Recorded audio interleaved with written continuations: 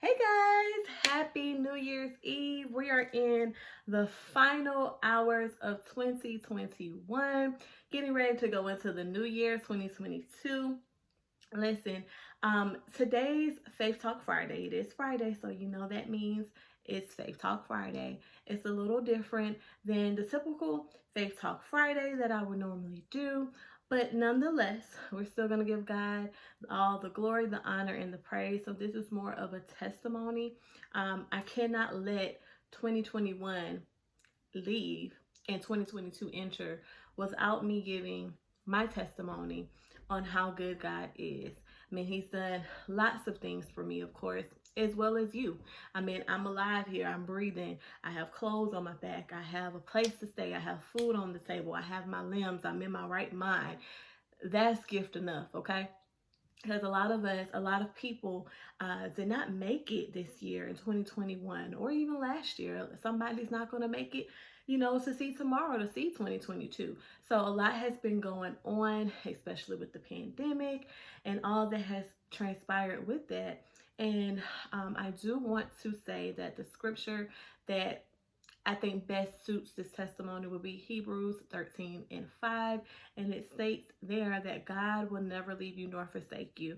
And He certainly did not leave me. Like, listen, even when I don't do right, He's always there, like the good father that He is. So I'm just going to jump into it. So, of course, with what we have been dealing with in the world since last year, okay, with COVID and everything else that's going around, all these various variants of it and all of that. So September of this year, around September 20th, that week, um, you know, my son Jeremiah had like a low grade fever, and I was like, okay, I'm just gonna keep him home.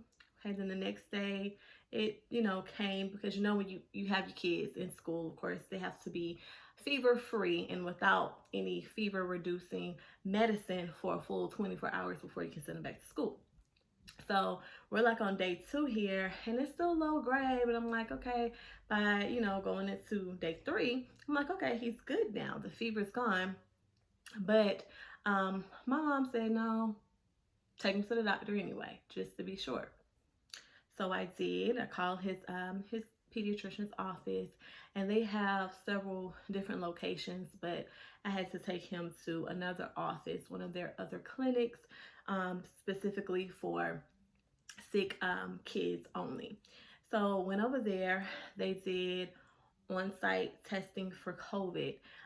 He just had a low-grade fever at the time, and like some congestion here and there, but he was, kind of blowing it out, lots of mucus and, snot and all of that yucky stuff, okay? But it was coming out, so, I'm just thinking, okay, well, it's September. You know how it is when kids start to go back to school, all the germs and, being around so many kids. And, at some point, unfortunately, your kids will, catch some type of little bug, generally, whether it's, a stomach thing or a cold or something. So I'm just thinking it's a cold. But given with COVID and everything else that's going around, my mom told me to go get them checked out for sure. So I did. And they did on-site testing, rapid testing. It took maybe about, I don't know, 10-15 minutes or so to get the results. And they also test him for strep, and I'm not sure. I think we might have did another testing, but anywho, the doctor came back and he was like, I got good news and I have bad news. Which one do you want first? I'm like, okay, give me the good news first. He was like, well, he does have strep. Bad news? I was like, what? He has COVID? He's like, yes. So, okay, immediately my child starts to break down and cry, because we all know the effects that COVID can have on you. A lot of people did not make it having COVID. So, anywho, doctor was just giving me tips and some things that I can do, but we know ultimately there's no cure for it. There's no medicine they can give you to make you COVID free. It just has to run its course, pretty much. So, okay, we left. And then I remember I went in the car, called my mom.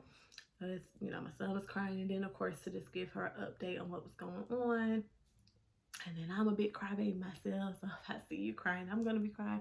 So I called my mom, we're just talking to him, and I told my child, I said, well, Jeremiah, do you even know some of the little things you went through from birth? I'm like, you're strong. You're gonna make it through this. You're gonna be good. So you have nothing to worry about. You're strong. So fast forwarding, he probably was down, I think, a good 2 days. And with him, it was just fever, and it was, the congestion and the snot and stuff like that. That was pretty much all he had, and a little cough here and there. So I made sure I kept, Motrin or Tylenol in him, was hydrating him with water and Gatorade and orange juice, make sure I was still giving him his vitamins. He was eating a little bit, but not really, kind of had to force it. Okay, so then he got better. And then after he got up, I got down. And I'm talking all the way down. And I know typically, I think I've read an article now with something different where they say you can just quarantine for 5 days or something now. I don't know. But, the typical thing was, to quarantine for 10 days. And, usually after 10 days, people are better. Not me. So, like I said, it took Jeremiah a good 2 days to get back on his feet. And then baby boy was taking care of me. I'm the parent, I'm supposed to take care of him. But he was taking care of me. So for me, it started with low-grade fevers. And then it started to spike up to 101, 102. I had a fever for about 4 days. And it's like I couldn't get it to break. In the midst of being in between that, I had, had trouble breathing as well. And I'm like, oh my goodness, what's going on? Like, dude, I need to go to the hospital. And of course you do. You call, I had to call the ambulance. And of course, because of everything that's going on, not a whole lot of people can go with you. So I had to leave my child home with the police officer while I wait for my good friend Chantel to come over and assist me, to keep him while I went to the hospital to get checked out, make sure everything was good. And oxygen levels were good. So they just sent me back home.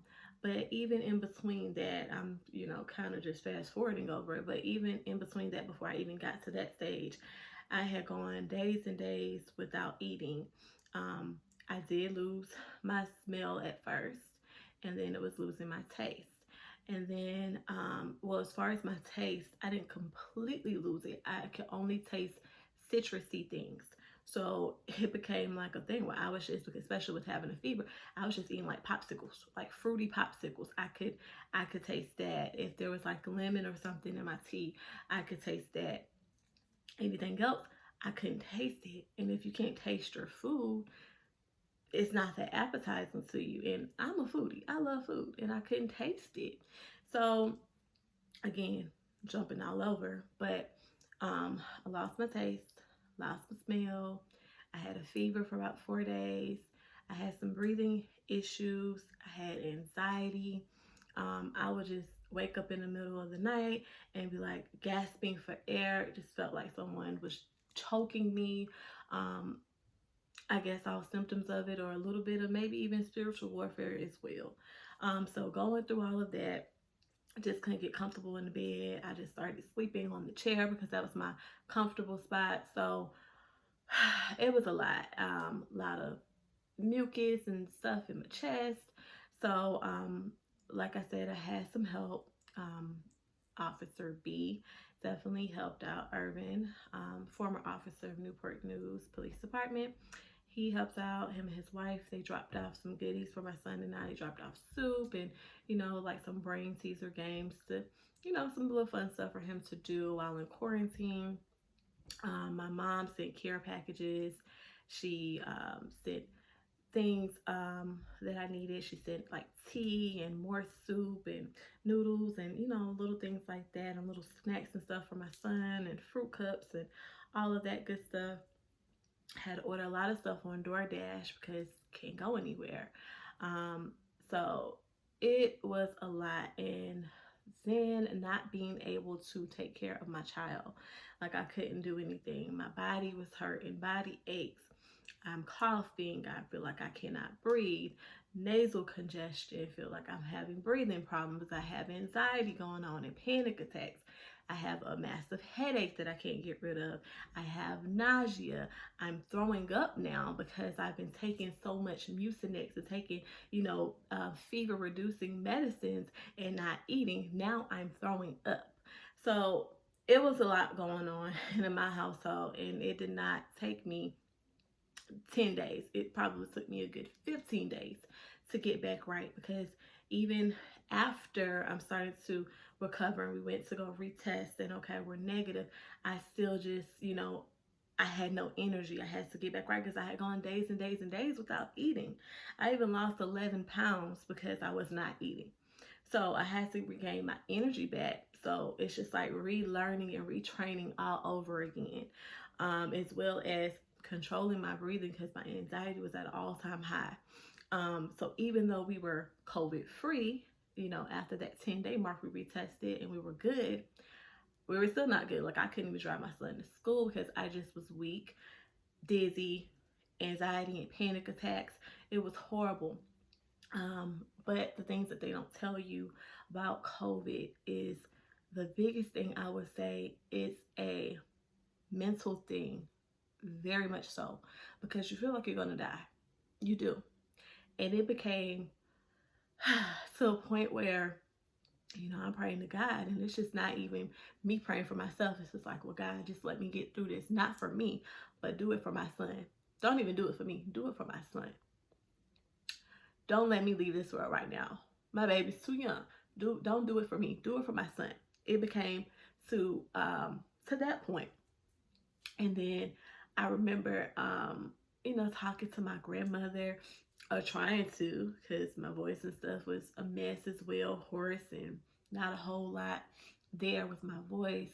And I remember calling her, like I grew up listening to like old gospel, like Lee Williams and stuff like that, and Keith Wonderboy and stuff, music like that. And I remember I was listening to a Lee Williams song, and I called her, and I was just trying to sing on the phone to her, just anything to keep my spirits up, trying to listen to the Bible and praise and worship, even though I was weak, didn't have much strength, but it gave me strength enough to mentally be able to fight it by praising and worshiping and listening to the Bible. So I did that as well, but it's a really big thing mentally with COVID, and they don't tell you that part because you think you're going to die. And the enemy starts to come in and tell you these things. And even after I was good and starting to get back a little bit normal, still just contemplating or letting the enemy try to attack my mind and tell me like you were supposed to die. But God, he's so faithful. So Hebrews 13:5, he would never leave you nor forsake you. So I could not go into 2022 without giving that small but not so small testimony, because I know a lot of people did not make it with COVID. And after that, I told God, like, it's, sometimes we be trying to bargain a reason with God and beg and plead. But I said, you know what? You have my yes. Whatever it is that you need me to do, I will do. If you bring me out of this, whatever it is that you need me to do, I will do. You have my yes. Whatever it looks like, however it feels, I'll do it. And I promise to live on purpose. So from that day forth, it's like, nope, no more procrastinating, no more holding back on my dreams and not going forth with that, no more not being vocal about the goodness of God or wondering or caring about who, what, where, when, why, how people will feel. None of that. So let me get off this camera because I'm over here about to be a little crybaby. But God is good, you all. And as we go into 2022, just take time to reflect on where we started in 2021 and where we ended up, and the fact that we're still here. If you're still here, you still have purpose. You still have something left to do on this earth, and never, ever, ever take your time for granted. Okay, life is so valuable. Don't take it for granted. Live on purpose. Okay, live intentionally and do all that you can, all the good that you can in this world while you are here, and make memories and love people. Okay, spread love, give love. All right.